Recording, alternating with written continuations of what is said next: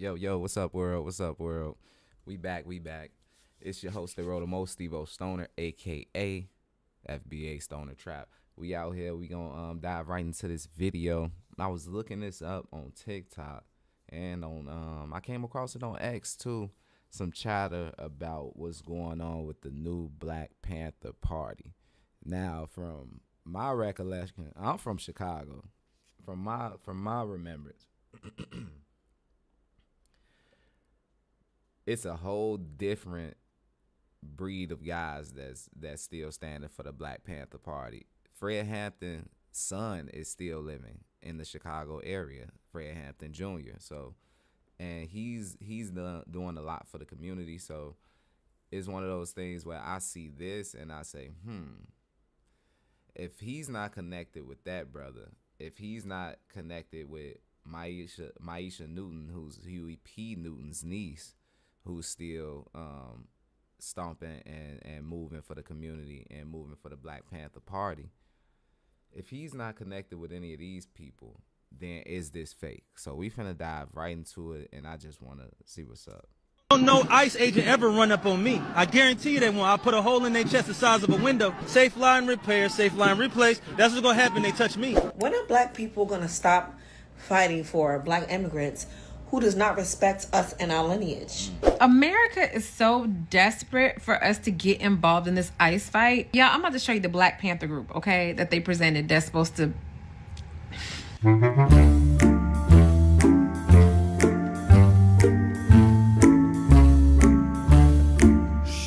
To be honest, that's not the Black Panther Party. It don't stand for none of the same things that our Black Panther Party stood for back in the days. They were out here protecting their own people, the people who needed to be protected. The that y'all are trying to protect nowadays don't need your protection. You see on the news all the time, Renee.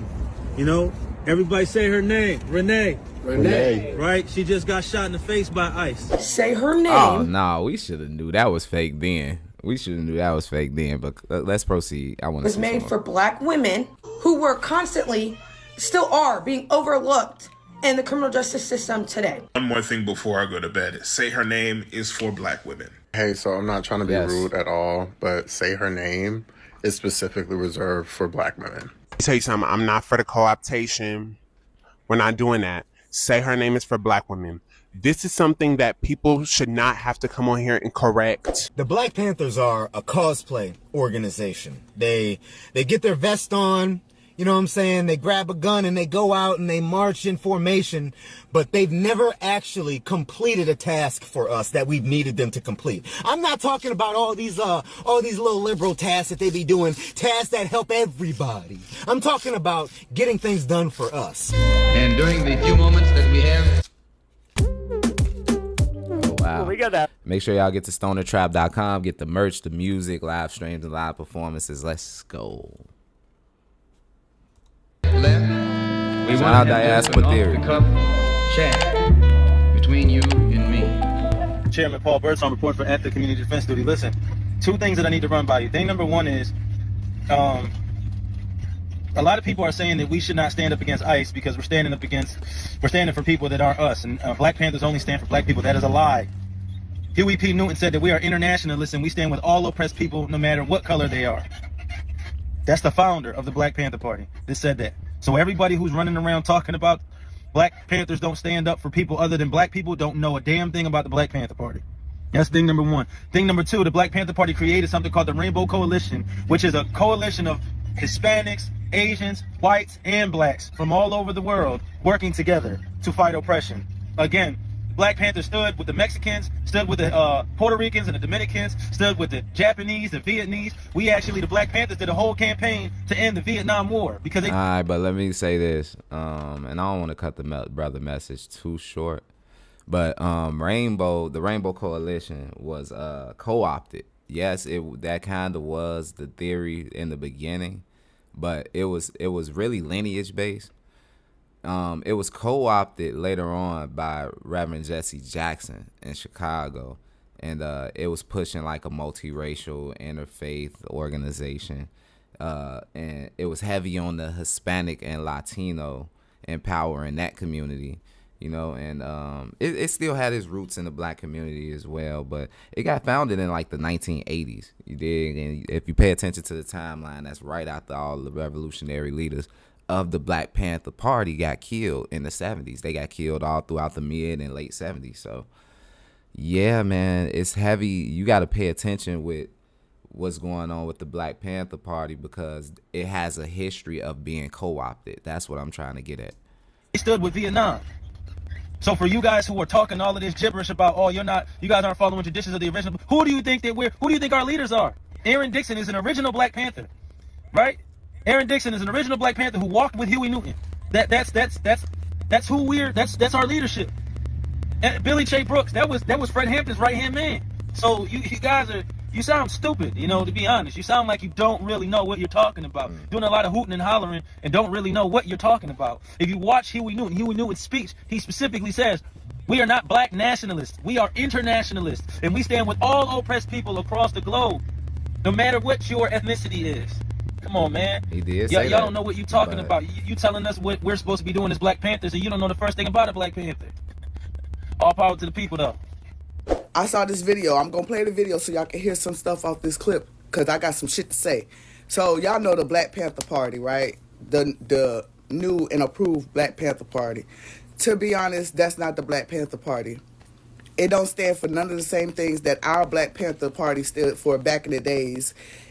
They basically mixed race now. There's a whole bunch of different races in the Black Panther Party. It should no longer be called the Black Panther Party if there's more than just one race in there.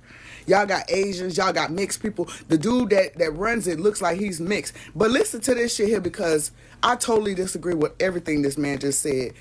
Just listen.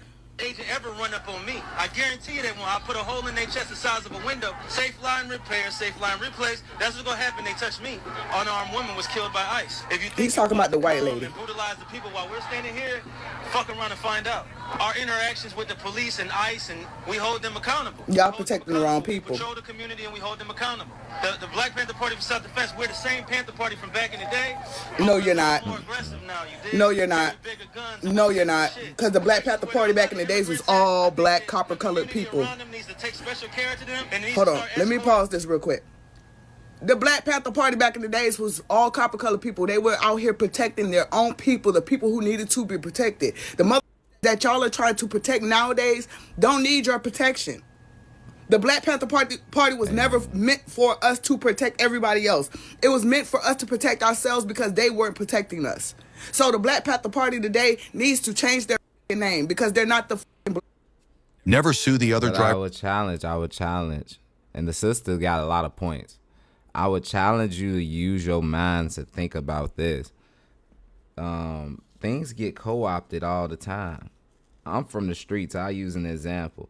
All the people across the streets can understand this no matter where you're at in America, in the world for that matter. I'm from the south side of Chicago. When I was growing up, everybody wanted to be a GD. Everybody and their mama wanted to be a GD. But who was actually GD? Who actually went through the ranks, came up, did what they had to do, got their papers, you know what I'm saying, went through the proper procedures of getting put down with such organization or such street activity. That being said, that same type of narrative is what got Larry Hoover locked up. A lot of different people out there doing street activity with no real governance and putting shit on his name and acting as though they was doing it for the organization. You dig? So when you look at stuff like this, you got to understand this. I'm just using that as an example. No matter if you Crip, Blood, GD, whatever. When you look at a Black Panther Party, I want you to think about this. It's that guy who's saying he's the face of it is not the face of it. And you have several people who are connected by family lineage to the previous leaders of thus organization saying that this guy's a phony. Maisha Newton, Huey P. Newton, remember he mentioned Huey P. Newton earlier. Maisha Newton is suing this guy for defamation of the organization. That should tell it all. But let's dive deeper. police. Here are the Black Panthers. I put a hole in their chest the size of a window. We're a little more aggressive now, you dig? No ICE agent ever run up on me. I guarantee you they won't. I'll put a hole in their chest the size of a window. Safe line repair, safe line replace. That's what's gonna happen. They touch me. Unarmed woman was killed by ICE. If you think you're about to come and brutalize the people while we're standing here, fuck around and find out. Our interactions with the police and ICE, and we hold them accountable. We hold them accountable. We patrol the community and we hold them accountable. The Black Panther Party for Self-Defense, we're the same Panther Party from back in the day, but we're a little more aggressive now, you dig? Carry bigger guns and we don't take no shit. Places where there are a lot of immigrants at, I think that the community around them needs to take special care to them and it needs to start escorting them to and from everywhere to make sure that they're safe. Oh yeah, that's a clear co-op. That's a clear co-op.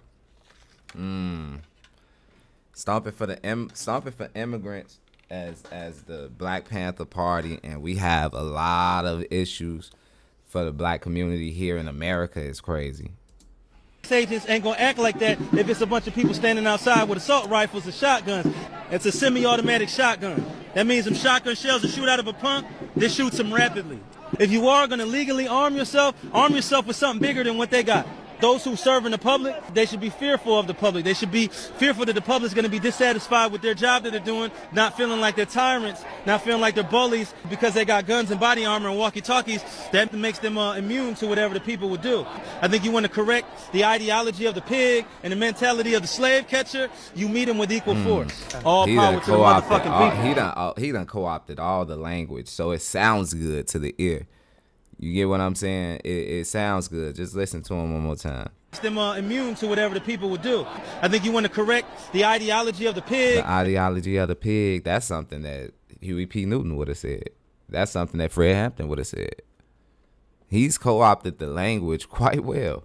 Mentality of the slave catcher, you meet him with equal force. Slave catcher. All power to the motherfucking people. All power to the people. No power to the pig. So I just saw a video of a black brother. I don't know where he's at.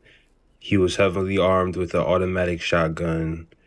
And he was representing the Black Panther Party.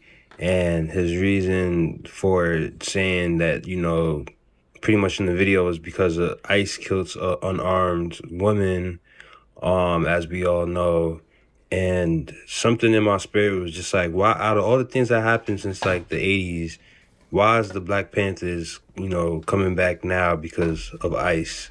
Out of all the things that happen right now, I get what you're saying, like the history of it, but all the things that's going on with black society now, we're still dealing with we're still dealing with police genocide now. We still dealing with gentrification now. We still dealing with miseducation right now. We still dealing with people with no jobs, no homes, all types of shit right now. Y'all make it look good on Instagram and TikTok, but we still have real life issues as a collective, as a group. Not individually, but as a group. We still fighting the system of white supremacy. So I don't understand how you would shift and pivot to immigration and fighting against ICE. I don't understand that. And to jump off the porch so strong and so aggressive, it just screams co-op from the government for real. Like he said, Black Panther Party versus ICE. A little strange, perhaps. A little government project. Like, that's for real. ICE is not really, after black people, per se. You feel me? Black Americans, like, shout out my Zos. But, you know what I'm saying? And it's just like the dude was like, they coming back more aggressive. And, I'm just making the observation and asking the question, what y'all think about this shit? Like, I think the government is just trying to put them back in play because they want us fighting. Y'all, I don't know what the F is going on. It's a clear co-op. I'm about to show you something. So, America is so desperate for us to get involved in this ICE fight. Come on. That they presented a Black Panther group. Yeah, I'm about to show you the Black Panther group, okay? That they presented. That's supposed to...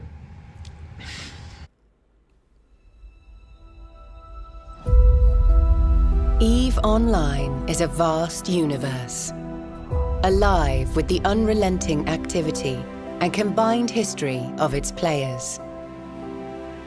What you're not finna do is watch commercials. And on behalf of the Black Panther Party, well, this cop is a good cop and this cop is a good cop. Once they to the slave catcher patrol, and I take it, they call up police officers now, but their name is slave catcher patrol. That's what they is. That's what they always have been. Every black officer out there, shame on you. You know how the black police officer came into fruition? Ma'am,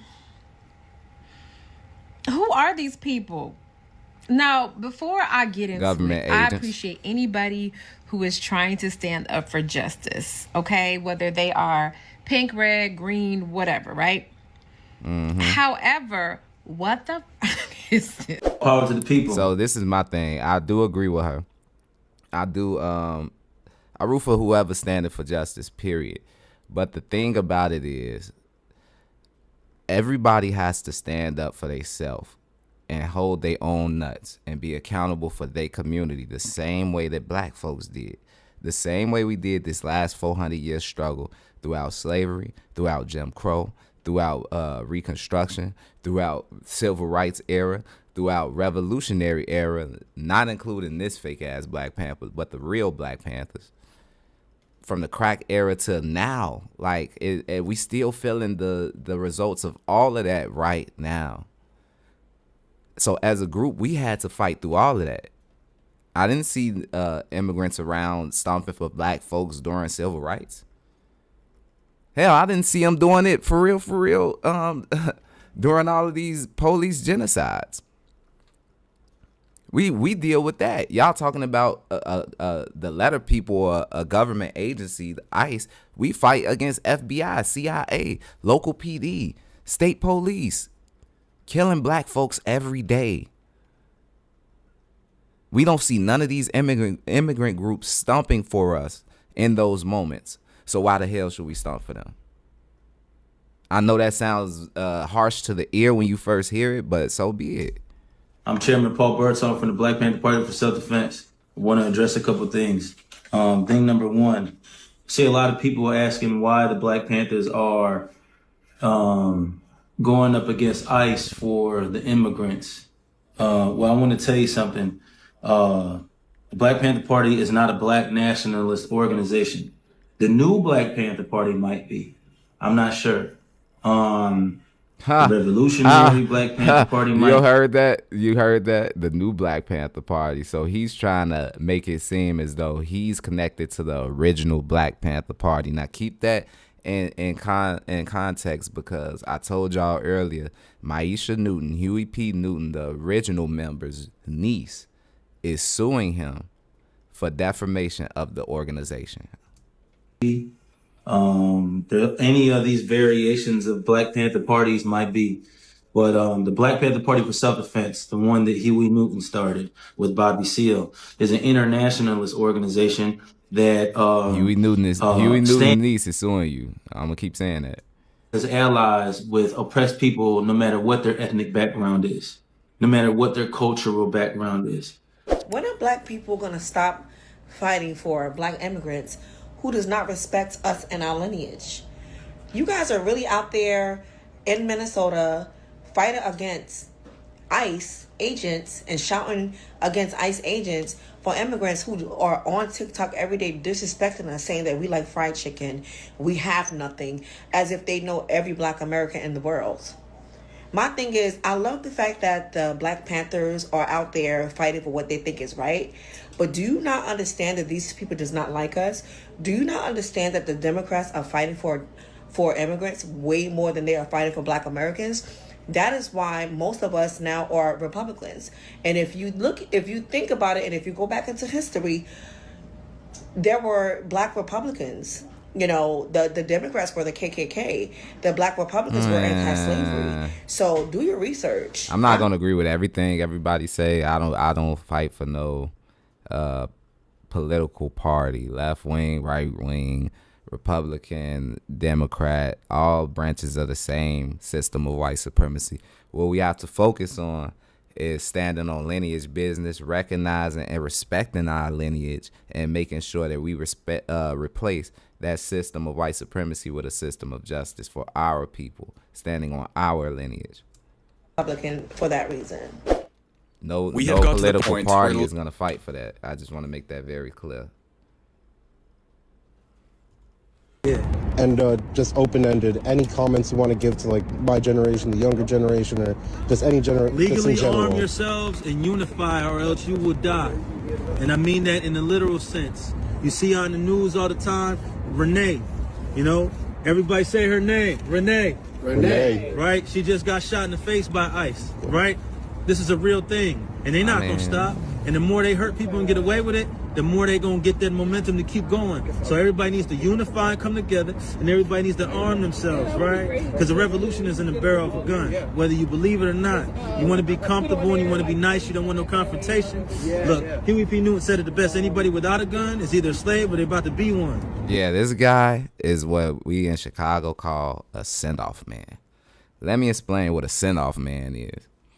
For those who don't know, a lot of y'all do know because y'all up on Chicago lingo. Y'all know about ops, thoughts, slide, all this other shit, right? So let me explain a send-off man. A send-off man is a goofy. He's the person sending people off. But the send-off man in the situation that they aiming for would be us, right? The black community. The sender, which would be him, is the dude who will tell you to go do some shit that he's 9 times out of 10 not getting ready to do, right? So he's going to tell you to go over there and go rob that bank. Go take all the money out of that. Look, I wrote down on the napkin how the whole layout look. This the blueprint. I know you could do it. The guard be sleep Monday morning at this time. But he's not finna step foot in there. He's going to send 4 goofies that he know either they gonna get locked up or you give my drift. He don't give a damn. He's here to send off the black community. He's trying to co-opt the black community, put it in our minds that we need to go out there with some violent ass approach to ICE agents to try to put the cape on and save these damn immigrants, bro. And that's not finna be the case. We smarter than that, bro. Nice try.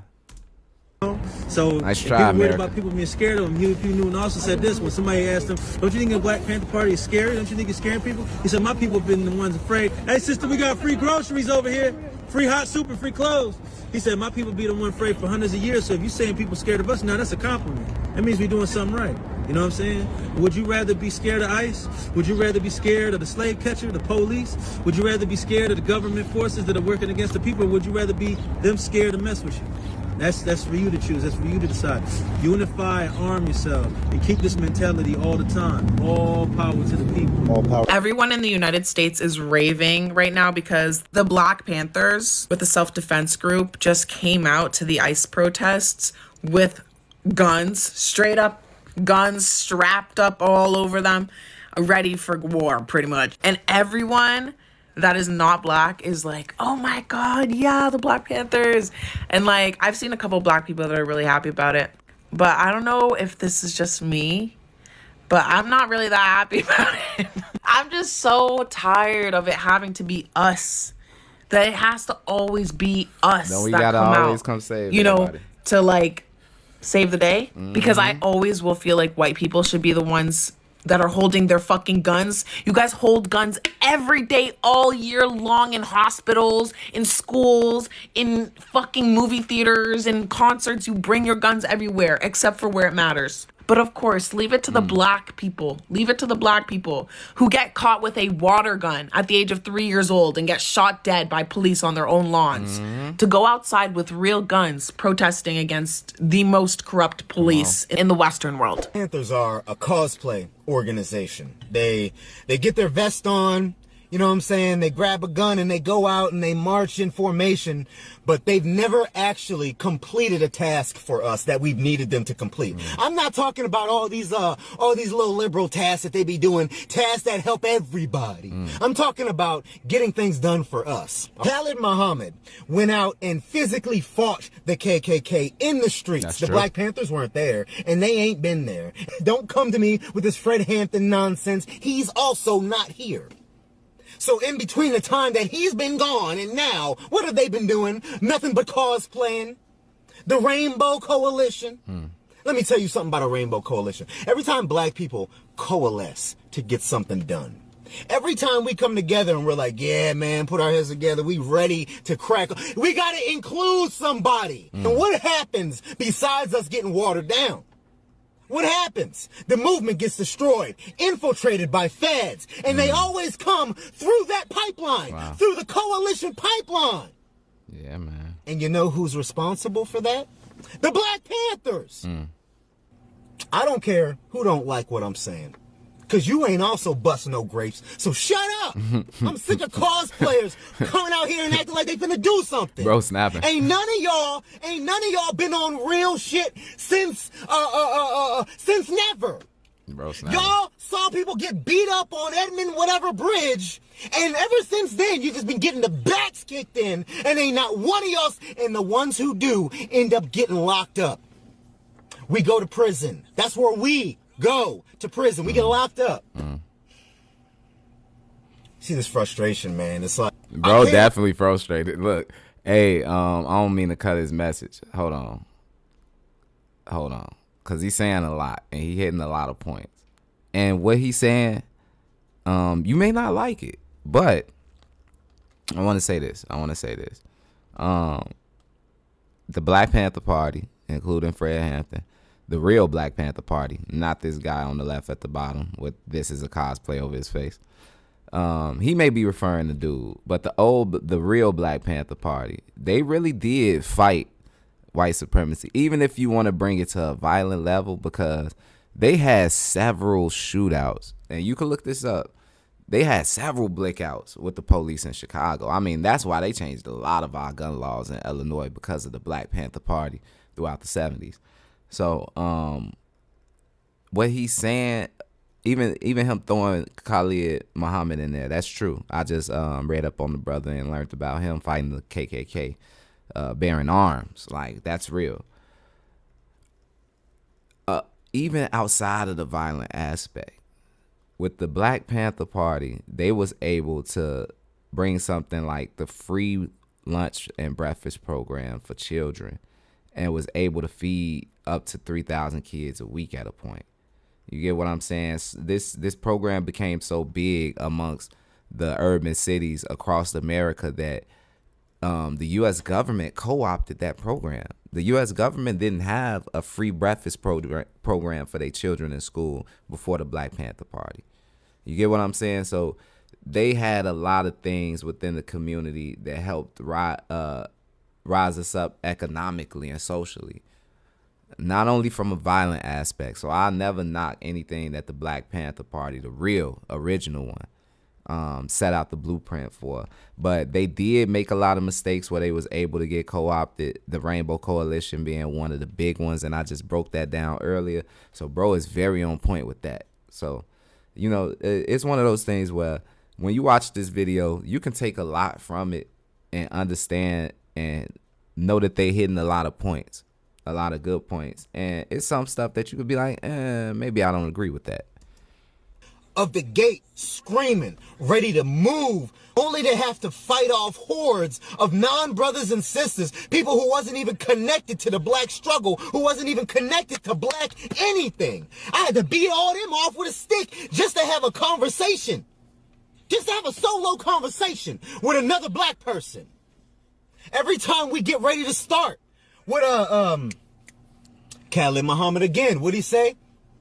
They always got to be in a room. Whenever we come together, somebody else got to be in the room listening. I'm sick of it. Watching the black, you know, I've been like keeping my mouth closed on race stuff, on all this stuff, just because it's a lot of stress on the heart. But this right here, seeing this, whoever, this Black Panther organization and this whoever, y'all couldn't even put a brother with dreads up? Y'all couldn't have put the blackest man, blackest knight up to say all that? Hey, real. You had to put that guy up? Hey, that's they're not real. actually a black organization. When communities from down south were infiltrating black communities and dismantling us, no Black Panther was to be found. None of these people were to be found. The only people who came out and said something were the community and black nationalists. And you already know what they say about us black nationalists, how they treat us. You destroy the only true defense force you have and replace it with these Rainbow Coalition wannabe pretending ass cosplayers.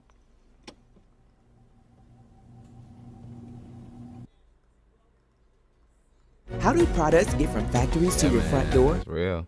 Make sure y'all get over to stonertrap.com. Check out the music, merch, and live streams and live performances. Let's go. Oh, yeah. So, Wham, I want to show y'all the real Black Panther Party, right? Although we saved the Hampton. And this is what's really going on with the movement. This is what's really going on. This is real life, still one of the people connected to the family lineage directly. This is Fred Hampton's son, Fred Hampton Jr., all the way over here on the left with the fly jacket and the hat on with the fly cap. Right, we still working to maintain the Hampton house. The CIA put a wiretap on this house right here. Geographically speaking, this is Maywood. Not that they refer to like the Father West Side. Historical stomping grounds. The house, the Hampton House. The house which Chairman Fred Hampton they grew up in. It's documented how the FBI told the vice lords they'd give him a certain portion of 16th Street if the Black Panther Party could not open a free medical center on 16th Street. He flipped the script. He won them certain points of unity. They subsequently ended up working the free medical center. Devil disciples later got them to change it into the Black disciples in the free breakfast program. You know what I'm saying? Certain areas were flooded with dope. The government had flooded. It's like it's a war tactic to salt the earth. You know, Chicago was the last major city that crack cocaine was able to be introduced in. They had to, lock up Jeff Ford, Chief Marley. Chairman Bobby Seale was the co-founder of the Black Panther Party. And I want to pause this and tell y'all this: GDs, Vice Lords, Devil Disciples, all of these gangs that he mentioned, they started off as street organizations, and with them being organizations, they had rules and codes of conduct. And a lot of these people were very Black revolutionary, being that a lot of these organizations was born within civil rights, within the revolutionary era. So these quote unquote street gangs, they were originally organizations. They got co-opted by the media and started being called gangs. But during that time, you got to understand they was birthed in the 60s, a lot of them. So they had Black revolutionary mind frames. They had Black nationalist mind frames. They said we're not going to sell drugs to our people. Even though we hanging out on these corners doing what we do, we cleaning it up. We making sure that these police can't brutalize our community. We making sure that our women and our children can make it back and forth safe without these, because gangs were like a white thing. You know what I'm saying? Y'all could do y'all history on Chicago greaser gangs, right? And you'll see that a lot of these white gangs, they came in and they were basically gang banging on Black folks. You know what I'm saying? They was segregating the areas because we couldn't live amongst each other during that time. I'm just giving y'all context so y'all can understand where this is coming from and where it's leading to. And that's right there the unity movement that Fred Hampton was with. I'm gonna take it back just a pinch because I want y'all to see that. That's heavy. War tactic to certain areas. That is the unity movement right there, right? And that's an organization in Chicago that's including everybody, from the young to the old, from the Christian to the Muslim, from the GDs to the BDs. Everybody is coming together in Chicago to make sure that narrative gets continued with community organization and uplifting. You know what I'm saying? So it's very interesting to watch how they still get this activism going in modern time. You get it? So this is the real movement. These are the real Black Panthers, and that's the real unity movement. They connected directly to Chicago and the things that's going on within the Black community in Chicago. So I just wanted to get them to change it into the Black disciples in the free breakfast program. You know what I'm saying? Certain areas were flooded with dope. The government had flooded. It's like it's a war tactic to salt the earth. Chicago was the last major city that crack cocaine was able to be introduced in. They had to, lock up Jeff Ford, Chief Marley. Chairman Bobby Seale was the co-founder of the Black Panther Party, along with Minister Dr. Huey P. Newton. And Chairman Fred was the deputy chairman of the largest chapter, which was the Illinois State chapter. The same year the Black Panther Party was started, October 15, 1966. Ms. Emmett Chair is Chairman Fred serving the youth at the Free Breakfast for Children program. The Chicago branch alone served a minimum of 3,500 children a week free breakfast. The main resource is the people. Y'all keep y'all eyes open for this brother here, man. Golden Child. Yes. The unity movement is happening. Revolution, you gain the massive participations of the masses of the people. There's 50 million of us in America. 1 million of us locked in. We could renew the streets. They say, man, Chairman Fred Jr., he go to the Muslim server, Hebrew server, vice lord me, disciple me, still come out Chairman Fred. You know what I'm saying? Yes, sir. You clear who you are. This was immediately after Chairman Fred and Defense Captain Mark Clark was assassinated. As y'all can see, the pigs, they all got smiles on their faces. They actually carrying Chairman Fred out, and they was celebrating, they was chanting, Chairman Fred is dead, Chairman Fred is dead. When they come to kill us, they don't care what it is that you believe. You see this and they getting you up out of there. Chairman Fred Hampton Jr. at the grave site of Chairman Fred, and if you look at his tombstone, you'll actually see that it's riddled with bullet holes. The pigs shoot it up annually every December the 4th. God created Africans, America. You know how much fucking hatred that is, bro? And then you got the U.S. government spitting in our face in 2026, introducing a quote-unquote new Black Panther Party with this racially ambiguous looking motherfucker. I don't know what he is. You know what I'm saying? You can't really say he's... it's very disheartening to watch it. They flung Mama Comrade in the kitchen by her hair and said, look, we got a pregnant broad in here. As y'all can see, she's 8.5 months pregnant with Chairman Fred Hampton Jr. She covered down over him while Chairman was, while he was being assassinated. She felt the bullets going through the mattress. This is actually her mug shot. I don't think y'all understand. That man holding his fist up with the glasses and the cool, I don't know what kind of hat that is, beret, a Kangol, I don't know. But with the cool hat on and the lamb chop sideburns, that's Fred Hampton's son. The picture that they just showed with his mom pregnant with the mugshot, that was him in her belly. He's standing here in the living flesh, still fighting for the people, even though they killed his father. I don't think y'all understand how powerful this is, man. And to see him connected to the unity movement in Chicago, that is doing modern day community activism, real activism, really feeding the people, really spiritually pouring into the people, really making sure that they got somebody to lean on in times of need. You dig? So it's like, man, bro, shout out to Fred Hampton Jr., shout out to the real Black Panther Party, and shout out to the unity movement in Chicago. Free them all! Free them all! We standing on unity, baby. One love. Look! This is the Eye of the Trenches! Shout out Eye of the Trenches. But I'm standing in front of the house, man, that Fred Hampton grew up in. It's like, can't wait to go inside, man. We're getting ready to make some more history, man, with the history maker, Young Will, Eye of the Trenches, man. But yeah, I'm just... The unity movement. The unity movement. History makers. History makers. Big S, big plural. Yes, sir. So, yeah, let's get it, man. Let's get it. It's been a day, too, man. The day is dang, ain't it? A plethora of things happen. You know, brother? You got all the big words, yes, man. Sir. Yes, sir. Shout out to y'all. A plethora. You been having that dictionary open? Yes, sir. Yes, sir. That's how you do it. You know he original when he got this on the wrist right here. He's an original. Y'all go tap that. Yeah. There's only a few of those, man. You got to sign the tag. I got put it back up. I'm gonna get a new one. Yeah, I'm gonna put it up and put it in the frame. I'm gonna hit you with an on-the-spot question. Come on, bro. Let's do it. Fred Hampton, the late great Fred Hampton, was still right here now speaking to you. What's something you would ask him about what he had done?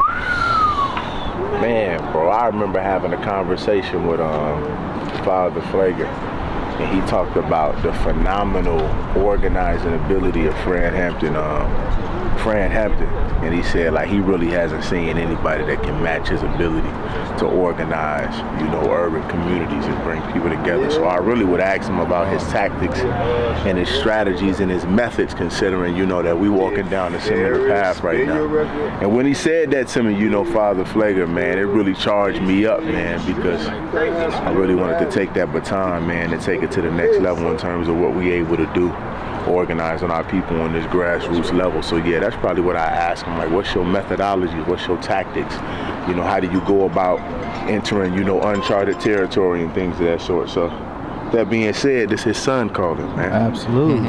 Guess what? 14 when the CIA put a wiretap on this house right here. Wow. They already know it. Wow. They watching.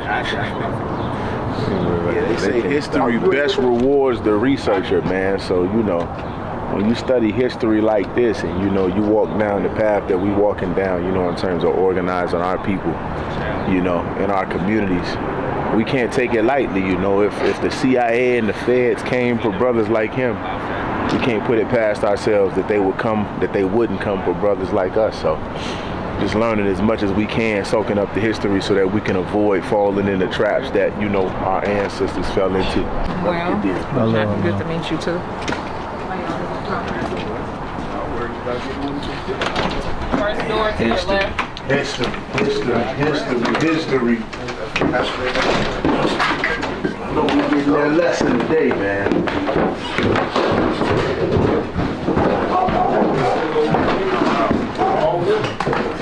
Oh, get me on the camera. I ain't ready yet. Y'all feel free. We in here though, Chairman. Y'all feel free to do what y'all do. Yes, Get me on the camera, yo. I ain't even part of I'm body language. I love you, brother. Yeah. Man, we in the living room, bro. It's like a museum. Yeah, bro, the Hampton house, man. The living room, bro. Where Fred Hampton lived, bro. On the way for Big Bro, Chairman Fred Jr. to come out and give us the whole demonstration. But right now, I'm just soaking up everything right now, man. So what we shooting today, fam? We're shooting Return of the Gods off the War Cry project, man. We're also going to be documenting everything, you know, that we're seeing right now. Why is it important to shoot it here, though? Man, you know, I mean, when you really listen to the lyrics of the song, man, it's really talking about the return of, you know, men that are intentional about making their communities what it need to be. And it was really recommended by my brother right here, Dre, man. And the second he said it, I said, oh, it'll make all the sense in the world for us to do it here. Because it's time, man. It's time for us to, you know, take our rightful position, you know, communities to make them, you know, safe and decent places to live. Yeah. What it up? Ears up, eyes open, the fist clench, y'all. First and foremost, this is April 17th, 2025, y'all. Get this thing up, y'all at the historical stomping grounds, the house, the Hampton house. The house in which Chairman Fred Hampton that grew up in. This is a lot of people get confused sometimes. This is the house he had assassinated, but again, this is the house he grew up in. That's actually the elementary school that he attended right across the street. And some of the parents had commented before, they said, you know, since y'all been here, the children get bigger shirt sizes. We say, why is that? Because they walk with their chest out at night, you know, they be even asking themselves, like, man, that's probably the desk he sat at, or so on and so forth, you know what I'm saying? So this is phenomenal move there. Then right here on the corner, for those who've seen the movie Judas and Black Messiah, they talk about the case. One of the cases that Chairman Fred was given was the infamous ice cream truck robbery case. And that right there, they framed him. They say he took $71 worth of good ice cream from the Goodyear ice cream truck. I feel real. Where my camera at there? Come right cool. Tag, help me out. You know what I'm saying? Come on. Yeah, help me. Up in there. But I didn't even. I gave the school, you know what I'm saying, the background, the house, you know what I'm saying, the campaign to say okay, so 2018 we started the campaign to say the Hampton House. When we came, it was backdated on the water bill, the gas was off, lights was off. It was under foreclosure. We started a campaign to save the Hampton House, the support of the community, the people. Really, it was an international campaign. People from all over came out to assist us with getting a house out of foreclosure. All right. We did get the banks to back off, and we brought the building up to code. So now we just got, you know, some renovation and stuff going on. It's a lot of work. It's been a huge transformation. The before and after phenomenal. I don't know if Chairman let y'all know that already, but we still got ongoing work. So right now, although we saved the Hampton House, right, we still working to maintain the Hampton House. Come on. Yeah. And then think about this. Like the brother earlier was saying with the glasses, he was snapping on the TikTok when he said no community work is actually being done. It's just being cosplayed, right? She just ran down exactly how the community is gathering together to complete missions. Now, these may not be violent missions like the brother was urging, but that's not how you always fight whites, the dominant society and the system of supremacy, right? You fight it sometimes with using this. So the thing about it is they came together and they still making the decision as the lineage of the family that is the real Black Panthers. And they still making an effort and they still pushing. So I congratulate that and I salute that 1,000%. Let's go. Honored and humble. And we got this thing called the code of culture. The code of culture. We says too many of us in Sing Sing for some catches. We talking about some bling bling. We are honored and humble to have Golden Child here today, y'all. Yes, you know sir. Yes, sir. Hey, yes, sir. Alhamdulillah. The deal, you know what I'm saying, to put the music, I mean, you see, you know what I'm saying, we got to hit them the beauty shops, the barber shops, the pool halls, church, the mosque, everywhere the people at, you know what I'm saying? And this is a phenomenal, for this dynamic to happen here, we honor him. We've been watching this brother for quite some time. Yes, sir. And, a lot of people, they heard about the shoe gonna be going down today. They called and said, man, you gave us a little more notice, you know what I'm saying? But it's gonna happen again, though, you know what I'm saying? Y'all keep y'all eyes open for this brother here, man, Golden Child. Yes, the unity movement is happening. A lot of times you hear about the the propaganda. A lot of times you hear about Chirac and the different dynamics going on. You know, we try to we gonna flip the script, oversaturate you with what's happening. You know what I'm saying? Because stuff like this here again, we're gonna drop some real people propaganda bombs on. Yes, sir. Yes, sir. All the way down. Yes, Free them all. Free them all. So what neighborhood is this? RBG. This is technically geographically speaking, this is Maywood. A lot of times they refer to like the farther west side. This is Maywood. Again, this Chairman Fred grew up here. In fact, he was back and forth. He was assassinated on Monroe and Western, but this is Maywood. And before we leave here too, I want to also take y'all down to another spot we fighting to get back motivated. That's the Chairman Fred Hampton Aquatic Center. One of the campaigns that he was known for also as a child, 12 years old. His schoolmates tell the story better than me. They say, later she say, he took us, we was about 12 years old, and he went to say, he seen that there was no swimming pool facilities for the black children. So he went up there to 2 or 3 schoolmates with him. They went to go challenge it. She said he took these twigs and cardboard. I said, so what? She said, you heard me, some twigs and cardboard. And they went up there and they went to go protest, and the police threw some live tear gas canisters out there at him. She said he took the live tear gas canisters, threw right back inside the police station, 12 years old. And when he was 13, when 13 years old, he took the junior NAACP from about 7 to 300 members in a 7.5-month time period. So when the DC, when they called for a wiretap, we placed on this house right here, my grandparents' home. So you say it was a wiretap right on this house? This house. Yes, the DC Bureau of the FBI thought it was a typo. They couldn't believe how young he was. They thought it was a typo. So they was targeting him all the time. He graduated from Proviso East 1966. Ironically, the same year the Black Panther Party was started, October 15, 1966. But he graduated from there, but they started watching him as a youngster. In fact, his FBI file started when he was 14 years old. Wow. Yeah. Already on the list. And keeping in perspective, his dad, who was Fred Hampton of the real Panther Party, was murdered at the age of like 22. 21, I may be mistaken. So they've been watching him since 14. That's 7 years. And he just ran y'all down a series of events. I'm going to keep it in perspective of how they are currently, how they have a history of fighting white supremacy, and they still doing it to this day. To this day. So keep that in perspective.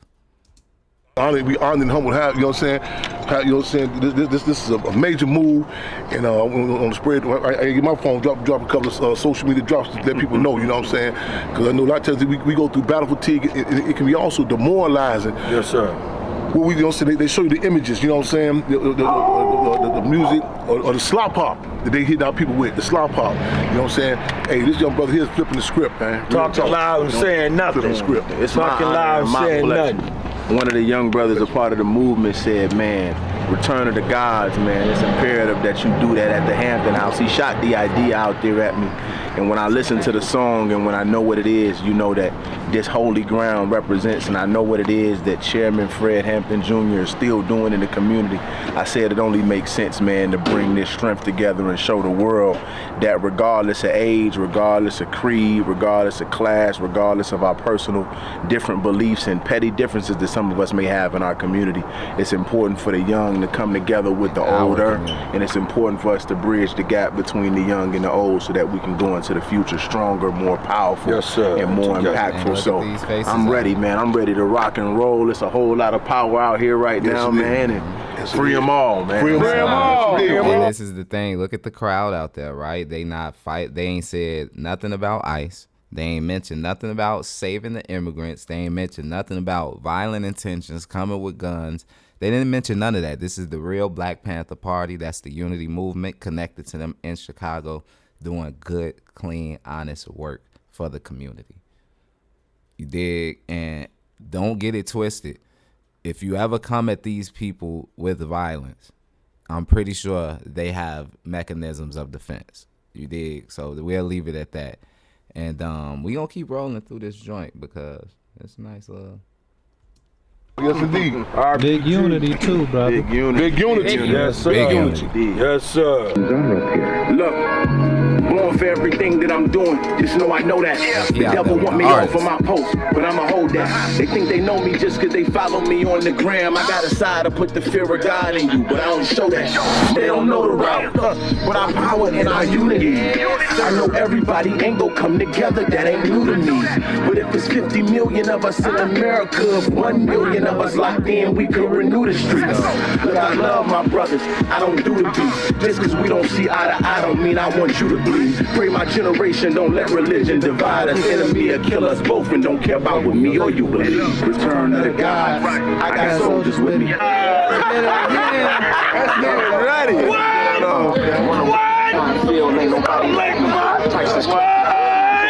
Up in here. Go on the corner, get your shot of water. You know what I'm saying? We come out round two. You know what I'm saying? Hey, we swing, we still swing. You know what I'm saying? Get your shot of water, come out round two. Jump out of first shot. First shot. How you coming? How you coming on? This rated R for reality. Assalamu alaikum, brother. We Justin Blake here representing the Blake family. Jay couldn't be here today, but we don't show. We show up, baby. 10 toes down. Free them all. Big brother Chairman's putting it on. We've known this young brother for years. He been slaying them, bro. In the streets, man, on the store in Eatwood, 412 West 71st Street. He used to come through there, and they banging it now. We proud of you, brother. Assalamu alaikum. We much proud of you, bro. Yes, sir. To the nation, we send that love, boy, baby. We standing on unity, baby. Yes, one sir. love. Yes, sir. One God, one aim, one destiny. Africa for the African. Those at home and those abroad, baby. One love. Unity now. RBG all the way down. Yes, sir. Free them all. Man. He didn't stomp for fighting against ICE not one time in that speech. I just want y'all to know that. And we watching this whole thing live, so come on. At the Hampton House. This is the real Black Panther Party, not the fake. Again, Dr. Chairman Fred, we're going to give you a little background too. One memory that sticks out of my mind and my heart here, like it was a lot of cats telling us, you know, y'all ain't gonna be able to save the house, so on and so forth. In fact, the police had my quote inside the station when we said handcuffs and caskets before we abandoned it. Handcuffs and caskets before we abandoned it. We knew the strategic, the significance of this here. You know, say like, you know, see, in war, Napoleon knew the significance of hitting the nose of the Sphinx, you know what I'm saying? And there's certain landmarks, before they made it the state made a landmark, we knew the significance of this place. A lot of people tell us, you know, financially don't make no sense to do it. We said politically. In fact, one of my comrades, who was also one of Chairman Fred's comrades, he was telling me when we first got here, he come on saying like you can come into different cons as opposed to the pros, saying you're not gonna be able to save the house. And I remember I said, listen, I said, did this here, it's a movie called Apocalypto. I said, don't you check out that movie? It's a part of Apocalypto. When the youngster told me, he said, man, he said, you have to leave. He said, why? He said, your fear is contagious. I said, yes, sir. Your fear is contagious. I said, yes, man. Sir. I said, and I told the comrade, I said, I want to respect. I said, give me 1/8. Give me 1/8 of the confidence, you know what I'm saying? In fact, you gave Chairman Fred seat. He said, I'm with you, Chairman, roll. So we went against the grain. We stand here, no heat, no water, you know what I'm saying? We battled, you know what I'm saying? And also, we point this out too. Before we got here, I was just in West Oakland talking to Brother Newman, this UEP News nephew, and we talking how certain areas were flooded with dope. The government had flooded. It's like it's a war tactic to salt the earth. You know what I'm saying? You go through, so that'd be in the minds and hearts of people. So they literally tried to salt the earth here. You know what I'm saying? They tried to turn this to a dope den. It was actually like a dope den. We had to come through and clean house. It was people landing in the hallways. You know what I'm saying? Demoralized. There was 9 overdoses next door. You know, not on our watch. They came. You know what I'm saying? One brother who was going through his struggles. He said, man, he remembers a child seeing the Panther party in front of the house. He asked his mother, he said, what's going on? She said, that's what Chairman Fred grew up at.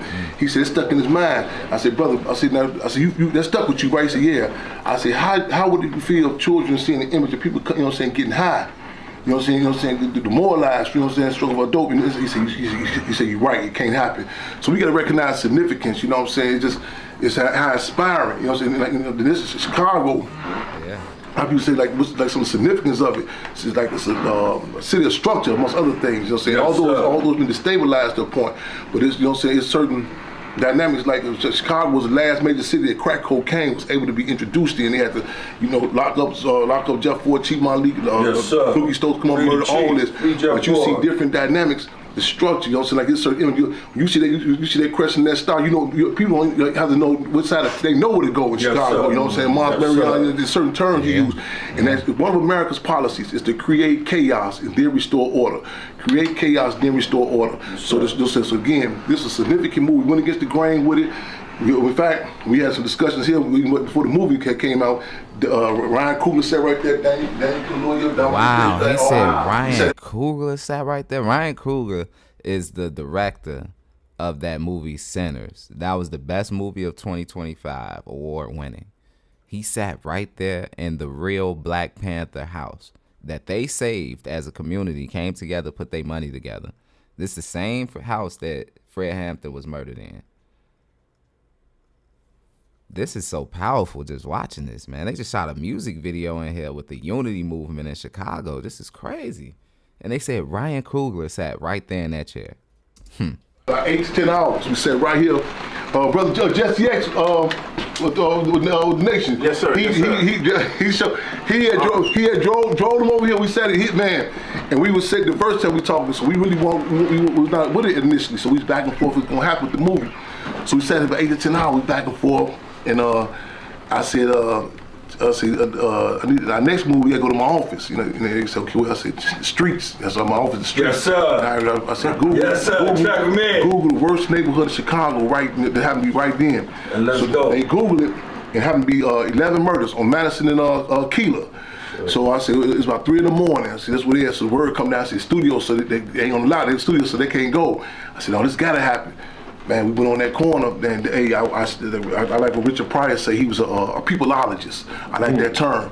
I studied Daniel Kaluuya. I studied Dominique Fishback, Charles King. I watched their body language, the spots, everything, and I related to them. You know what I'm saying? I said, man, this is it. You know what I'm saying? So this was a lot of discussions happen. Yes, this is help me out, tag team. Come around, take them around. Okay. Come on. All right, y'all. So y'all in the Chairman Fred? Oh yeah. No. We don't want to close on. Yep, that's good. Okay, so y'all in the Chairman Fred Memorial Museum. So we did turn Hampton House into a museum. It's also a community resource center as well. This image here is Chairman Fred speaking in Grant Park. This is the Black Panther Party Club standing in solidarity with the indigenous community in Standing Rock, North Dakota. Y'all heard of the Rainbow Coalition? Yeah. Okay, so we do have a present-day Rainbow Coalition, which consists of a number of different organizations. This is Cha-Cha Jimenez and Chair Panther. Long live Cha-Cha. Long live Cha-Cha. Long live Cha-Cha. Because I need to see a number of different organizations. Solidarity with the indigenous community in Standing Rock, North Dakota. Y'all heard of the Rainbow Coalition? Yeah. Okay, so we do have a present-day Rainbow Coalition, which consists of a number of different organizations. This is Cha-Cha Jimenez and Chair Panther. Long live Cha-Cha. Long live Cha-Cha. Long live Cha-Cha. The leader and founder of the Puerto Rican Young Lords, the chairman, and leader and founder of the Puerto Rican Young Lords, Chairman Fred. That's Chairman Fred and some of his security staff. This image was done by Sophia Dawson. She an artist out of New York. That's Deborah Johnson, now known as Akua and Jerry, and Chairman Fred Hampton Jr. when he was a baby. Shout it. Chairman Fred, we seen this image at an art exhibit. This big blown up image here. We did a side by side with Chairman as a baby. He was 3 years old in that picture. This was a few years ago at an art exhibit in New York. I'm moving kind of fast, y'all. That's good. Y'all, this was donated from Ghana, and if you look closely, it's all made out of cloth. This is from Ghana, Africa. Wow, donated from Ghana. Yep. Wow. Did you bring back this trip? This image here was done by the former Minister of Culture, Emory Douglas. This is the brother who did all the artwork in the Black Panther Party newspaper. If y'all seen any previous articles of the Black Panther Party paper, you can look up the archives online. Let me tag team with you two, guys. Okay. Again, let me say this again, especially while we're doing this here, especially with Brother Golden Child here too. Let me say this: a lot of times people look at art for art's sake, and I tell you, detached. People just say that's just music or whatever. That's just drawings. Our terms, our greetings, our structure, everything is. I mean, everything we got to recognize the significance of that again, because a lot of times the system gets us to some sort of elementary way to say, well, you know what I'm saying, this word without word. Notice I said earlier that people were demoralized. I didn't say it was dope things, junkies. In fact, I spoke at a rehab center on 57 in the Wood a few weeks back, and a brother worked there, he said, Cham, he said, man, you done shook the place up. So what you mean? He said, they telling the staff, we not junkies or dope fiends, we are demoralized. You know what I'm saying? Those terms, how we relate to each other, you know what I'm saying? Our body language, everything. Our leadership for our Black Panther Party cousin, New Orleans, Louisiana, Albert Chewy Clark, who did 18 years in Angola. He talked about how as a child he was illiterate. Make sure we distinguish illiterate from being stupid or dumb. He was illiterate, he couldn't read, you know what I'm saying? But he was, you know what I'm saying, he ain't no dummy.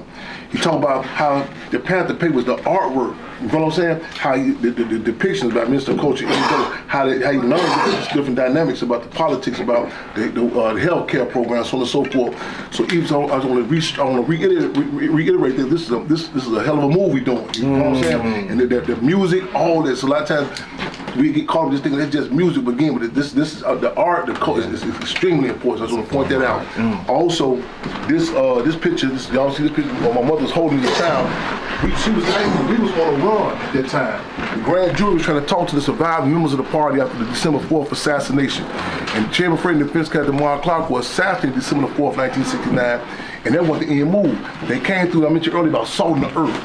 They came through here December 5th, early in the morning, and they pulled all the men and the boys outside their homes in front of their wives and sisters and children. He said there'd never be another Chairman Fred out here. He said that the breaking process is similar to during the era of chattel slavery. They would catch a pregnant sister who ran away. They wouldn't just kill her, they would go bring her back. That's right. In front of the populace and the masses, cut her stomach open, stomp the fetus to death. And they're terrified, they're horrified generations to come. You know, so a lot of people say, I don't know why we never knew about this. You know, it's a reason why, you know what I'm saying? Because the breaking process and go for generations. I forgot under whose tenure. In South Korea, they went for they have a tactic where they would lock you up for 3 generations. You might think you're gonna get out. They said, no, you gotta hold you in a few more generations. You know what I'm saying? To weed it up out of you. You know what I'm saying? This is they study our DNA. They know our potential before we know our own potential. Yes, you know what I'm saying? Yes, sir. And we, as I recognize our lineage, all that down there is significant. Y'all, we say we got the dogs, we call them the Hampton House Hounds. We had to bring the dogs, they play a role. And brother came get some puppies one time, he come on sweating about the lineage of the puppies. I said, well man, he said, well, what are they papers? I said, I'm telling you, they German Rottweilers. And I said, man, ask you a question. I said, who was your children's maternal grandparent? He said, I don't know. I said, man, I said, that's how, we that serious about the dogs? Wow. You know what I'm saying? I said, man, but I own lineage, you know, blew me away. So we got to recognize that, you know what I'm saying? That's why they study us, they know our potential, they study our body language, all that. So she's on the run at that time. And go ahead and come around to the tag team. Okay, so this image here was a month before I just want to slow down and pause for a second and say this. It's clear even the original Panthers had some type of alliance or coalition with other groups outside of the black community. Let's say that, right? But I still did not hear them in their message fighting for community They gave respect to those abroad, but they still stomping for the lineage here. I want to highlight that. Everything that they doing, they calls to action and completing those missions are here on the land. They in Chicago, where everything happened, where everything originated. They fought to get the house back, cleaned up all the junkies, made sure that the government couldn't put their arm in a twist in getting their property back. And now they have a headquarters that they operating out of and doing community activism. Super salute to that, you know? So even if I believe this, because with the last TikTok, the dude was going hard. That's still stuck in my brain. But we not all going to agree as a community, as the black community or the black diaspora, and even with those here on the land and those abroad, right? And the thing is, even though we don't all agree on every single thing, right, we still can come together and make things happen and make the mission complete, like the brother was saying earlier. And it don't always have to come to a violent means. We do, if we have to protect ourselves, we have to protect ourselves, so be it. But we not going out there stomping with automatic weapons and guns, talking about we finna clean up the streets of ICE agents. We not doing that. That's a co-op. That first guy that you seen, the racially ambiguous guy claiming to be the leader or organizer of the Black Panther Party, he didn't even claim the new Black Panther Party. He claimed that he was the originator. Like, he claimed he was part of the original. Let me clear that up. And the thing is, the niece of Huey P. Newton, who is Maisha Newton, is suing that guy for defamation of the organization. So that's just important to keep in mind and know that this thing is getting co-opted by the U.S. government for sure. Fred was assassinated. This was a Central Committee meeting. This was actually in Chicago. You got the former Chairman Bobby Seale, Chairman Fred, Field Marshal Donald D.C. Cox, Minister of Education Masai Hewitt, and Bobby Rush. Distinguish, if you can, when you say, because there's some, like you say Chairman Bobby Seale and Chairman Fred, so a lot of people might not be familiar to distinguish with that. Chairman Bobby Seale was the co-founder of the Black Panther Party, along with Minister Dr. Huey P. Newton. And Chairman Fred was the deputy chairman of the largest chapter, which was the Illinois State chapter, was the largest chapter of the Black Panther Party. Yes, sir. Yes, sir. Who we got here? Here we got Deputy Minister of Health Ronald Doc Satchel. This is the brother who ran the free medical clinic. Also, Chairman Fred Hampton Jr.'s godfather. He's one of the survivors of the massacre on Monroe. He actually took the most hits. Wow. We got some, he passed several years ago. We got some dirt from his grave right over there. Doc Satchel, I'm just tagging to the car. Doc Satchel, I forgot what college he was in. They said when you heard Chairman Fred speak, he left the college, he came and joined the Black Panther Party. He ran that medical center with a panther paw. You know what I'm saying? You know what I'm saying? I mean, he was responsible for implementing what they refer to as the Panther Party had the people's advocate. So when you went to the hospital, Minister Doc would make sure you would talk to with respect, not dogma, not elitism. A lot of times we don't, like we said, why y'all don't go to the hospital? Why y'all do that? You rather go to a slaughterhouse, you treat like an animal. You know what I'm saying? But the Panther, they made sure the free medical center, you talk to with respect, and the started the testing for the sickle cell anemia testing. You know what I'm saying? They had ambulances, other dynamics, but again, yes, he stressed that. And he was known, like they said, a baby face, a young brother, but you know, Chairman was out on appeal bond for the case, so he couldn't carry his security. They say Doc was on point with him for that security with that thing. Yeah. Yes, okay, so we got the Spartan Jake Winters Free Medical Center.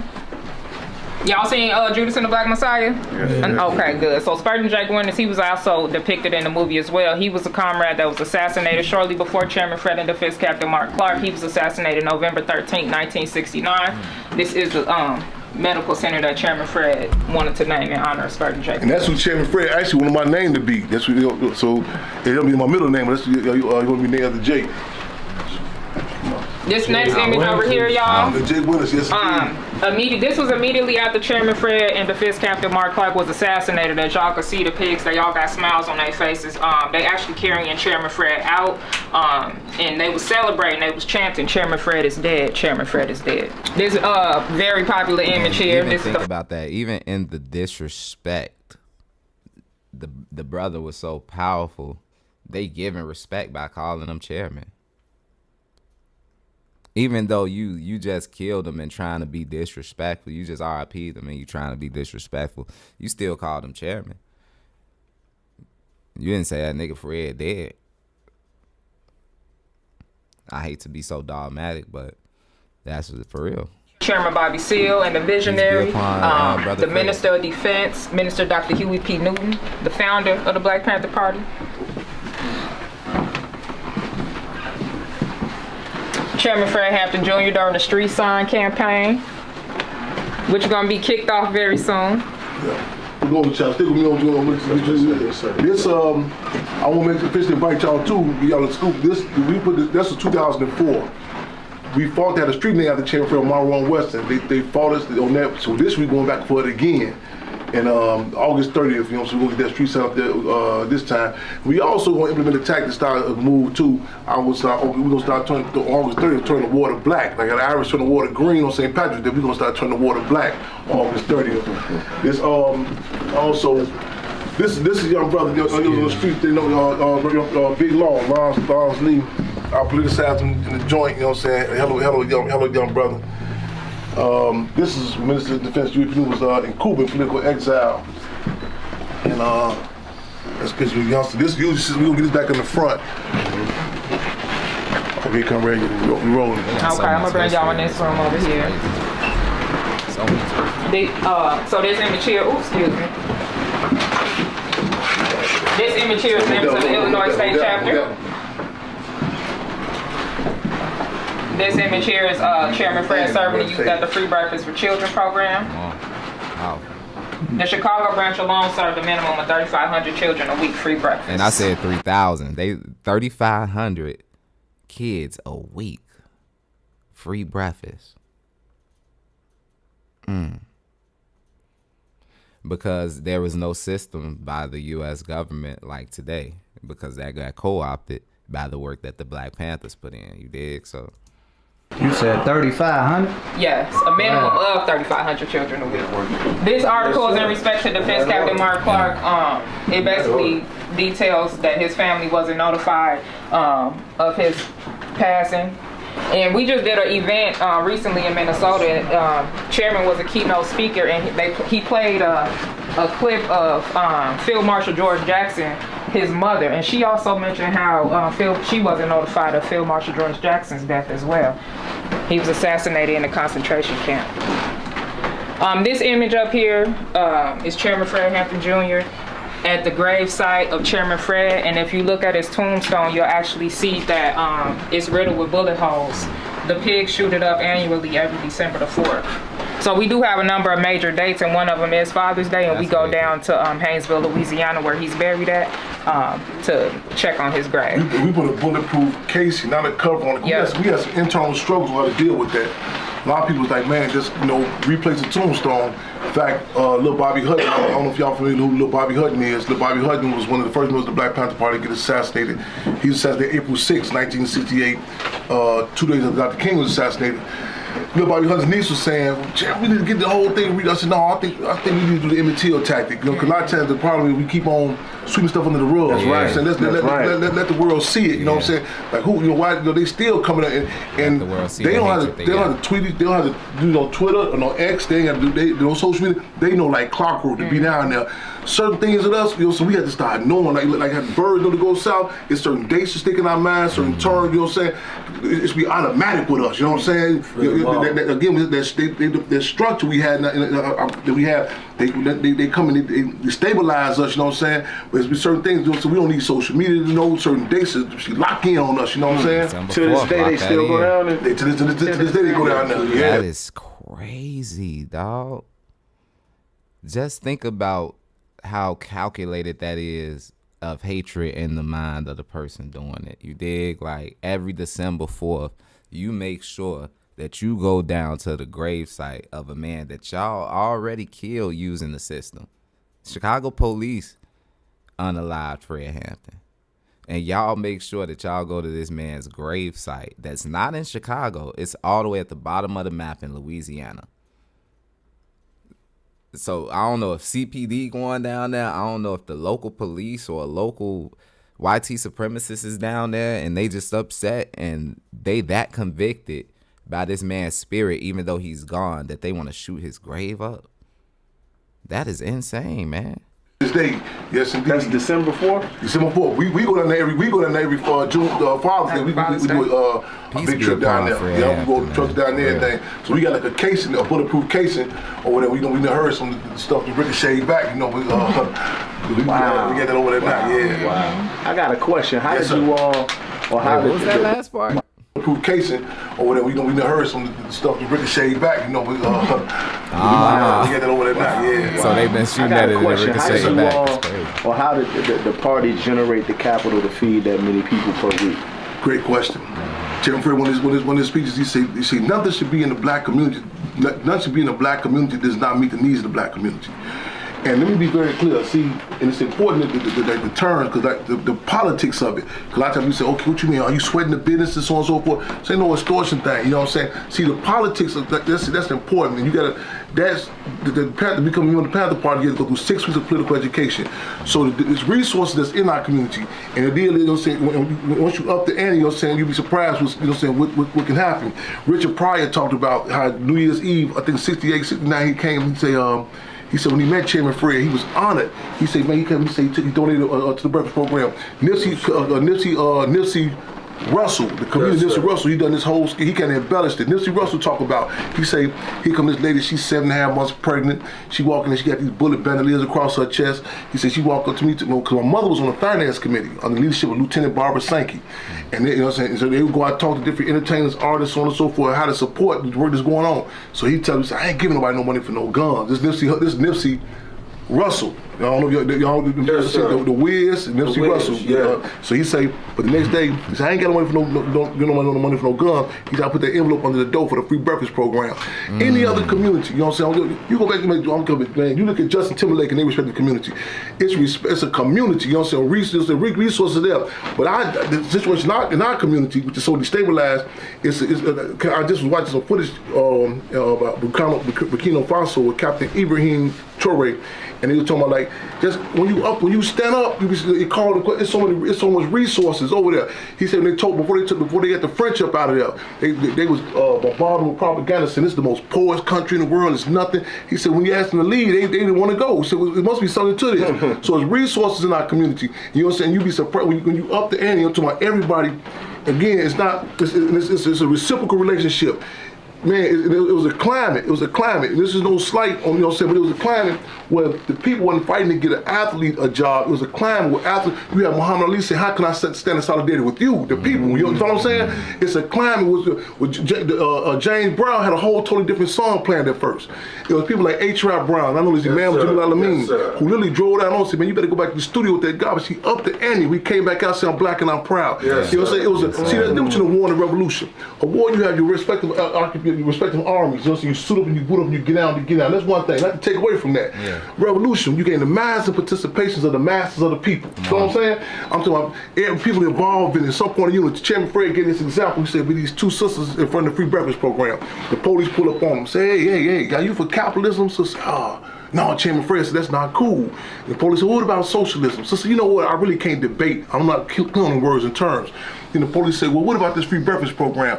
He said, this was feeding our babies. If you took to take it from us, we'll blow your brains out. Come on. See, it's documented how the FBI told the vice lords they'd give them a certain portion of 16th Street if the Black Panther Party could not open a free medical center on 16th Street. He flipped the script. He won them certain points of unity. They subsequently ended up working the free medical center. Devil disciples later got them to change it into the black disciples in the free breakfast program. You know what I'm saying? See what the different dynamic is. That main resource is the people. Yes, you know what I'm saying? A lot of people they come in and I think we think it's normal. Like I said, I remember one time we was protesting the construction site, and I said, I came down there and I said, now, I'm telling y'all, the people was like, what's the big deal? On 40th on the Princeton. And I said, y'all don't see no issue with all them different license plates from Indiana, you know what I'm saying? I said, nobody from the community is working. They was taking this normal. And I said, go in their community. And if white people came in their community, they came on this number of black people working, they think you gotta be filming a movie or something. This ain't how it go, you know what I'm saying?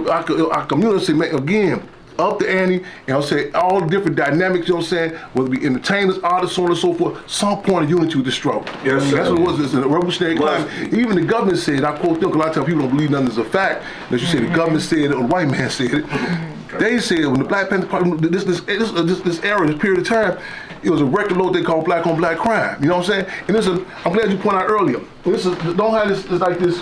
And I don't want to pause him, but I want to expand on that point he brought up earlier. How did they feed the? How did they come with the funds to feed the free breakfast program? That's important because it's about staying on code. That's what he just explained, and he gave various scenarios. That's all he did. He ran down a bunch of scenarios of how people stayed on code, whether it was the street gangsters, the GDs, BDs, everybody, vice lords, whoever, whether it was the black businesses, the barbershops, the restaurants, et cetera, so on and so forth, whether it was the entertainment world, the rappers, the artists, the comedians, everybody chimed in because they understood the code. They said, this is going to feed our babies. This is going to help our community. So we all in. And it goes back to what I was saying earlier, respecting and recognizing the lineage. This is standing on lineage business. That's what he keeps talking about. The family, the people that we've grown here on this turf, and we faced the 400-year struggle together. We got the receipts of what happened. There's no need to explain what's going on. We know it. And we have like I said, the receipts is education that we can always go back on if you don't know. You dig? So with that being said, they keeping in mind and they pushing forward with a great narrative, and I love to see this, man, for real. Image, like, you know what I'm saying, I'm talking about the Black Panther Party, but it was a revolutionary climate. It was, I mean, progressive happening until you go different corners of discussion. Final call, the next Islam, final call the paper, was final call Muhammad Speaks back then, Muhammad Speaks. Black Panther Party, different organizations, different, even the street organization, it wasn't no, I ain't up with that black stuff, that political, you know what I'm saying? You couldn't even have a relationship. You know what I'm saying? You couldn't talk to no sister, you know what I'm saying? That's what's on the climate, you know what I'm saying? Everybody ain't gonna be no frontline go getter, but it's something, the whole, you can feel it. You know, like you go to, like, you used to be in Chicago with the different street organizations. You say, man, I ain't finna ride through there, because you know what I'm saying? Everybody got the same colors on, but all of them ain't go-getters, but you don't know who is who. It's a climate, you know what I'm saying? The type of discussion was going on, you know what I'm saying? Don't get me wrong, I ain't trying to romanticize, say some sort of utopia. We had differences and contradictions, you know what I'm saying? But the Panther Party said differences amongst the people are reconcilable. Yes, sir. Differences between the people in the system are irreconcilable. Yes, sir. In that order. Yes, sir. Hold on, Chairman. This image down here, you guys, is the children being served at the Free Breakfast for Children program. Let me jump in with it on real tattoo. Even when they filmed the movie, mistakenly one time, I think it was all boys, all girls. I said, whoa, I said, hold on, let's balance that out. You know what I'm saying? See, this system, especially right now, I'm so proud of you, I appreciate you so much. I said, you listen to the propaganda, I say, it's like, you think the word ops mean brothers against sisters. You know what I'm saying? Right. You know what I'm saying? If you listen, I say, that toxic type of that how we view each other, you know what I'm saying? Nah. That man, the balance, you know what I'm saying? Again, Sheikh anti-jihad, we talk about, we come from the cloth where we can, you know, whether it be gender, work with how we deal with the land, whatever, there can be differences, but you know what I'm saying? It doesn't, I don't have to chop your tree down for my tree to stand up. You follow what I'm saying? That's right. Yeah. This system we subjected to, one comes at the expense of another. You follow what I'm saying? You know what I'm saying? So like guys, you gotta hate the sisters and vice versa, like a war. You know what I'm saying? You know, in order to be a successful war, and people gotta be locked up. You know what I'm saying? One comes at the expense of another. Different ideologies. You know what I'm saying? You say, man, you come and say, man, what you believe? What's your thing? You know, we come from the cloth. There can be differences. They don't have necessarily be antagonistic. Contradictions are the ruling principle of the universe. You know what I'm saying? You can talk about that. But this system tells us it comes in because it got to be antagonistic. You know what I'm saying? They come in, gas like going on rock. You know what I'm saying? Before you know it, there's no differences. Play different organizations, tribes against each other. Before you say antagonistic, like you said, when you go, just give me that line. You said when they get through, getting down one of us. What you say? About our beliefs, man. I forget exactly how I said it. But when they come to kill us, they don't care what it is that you believe. They see this and they getting you up out of there. Real talk, real talk. And we gotta be clear on that. You know what I'm saying? We gotta be clear on that. Don't let nobody, you know what I'm saying? You gotta be antagonistic contradiction. That's the system they go in. They don't care where. They don't care if it's Afghanistan, don't care if it's Iraq, don't care if it's Africa, don't care if it's man.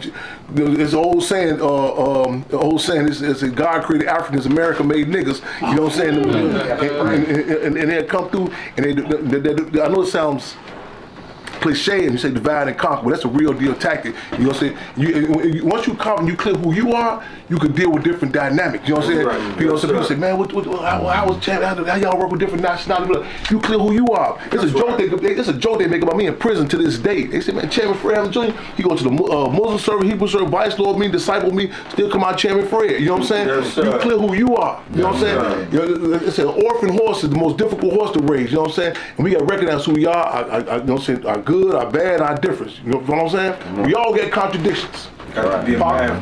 Tupac say, "Gonna make sure my pros outweigh my cons, though." Yeah.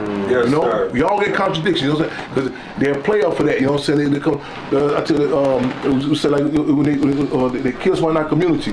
They have was Rodney King? Was he speeding or not? And it's called like the sidetracking of the slave. You engage in the arena you shouldn't be involved in. You know what I'm saying? And one said no. You know what I'm saying? This is wrong what you did. You know what I'm saying? I use the analogy. I told her, like, sister catch the brother at the hotel.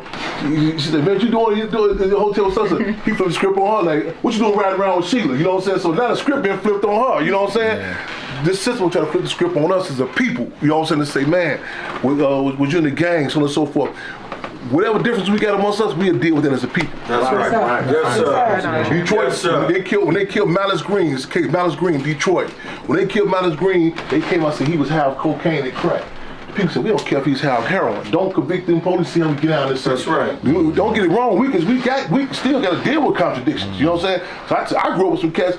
I know this cat that messed up. I said, okay, I'm gonna go back and play. Think about that example he used, and the police unaliving somebody and then highlighting that they was on drugs. They did that to George Floyd in 2020 with the police with his knee on his neck. Derek Chauvin clearly unalived that man on camera with 8 minutes of knee on his neck, and the world wanted to highlight, well, not the world, but a specific group of people wanted to highlight the fact that he may have been high on fentanyl. Whether or not that was the case, they trying to negate the fact that this officer did what he did. So it's one of those, you got to pay attention. This man is cooking right now. What you doing over there? Right. Tighten him up, you know what I'm saying? Yeah. Self-check. Okay, so here you got a list of all the survivors of the massacre on Monroe.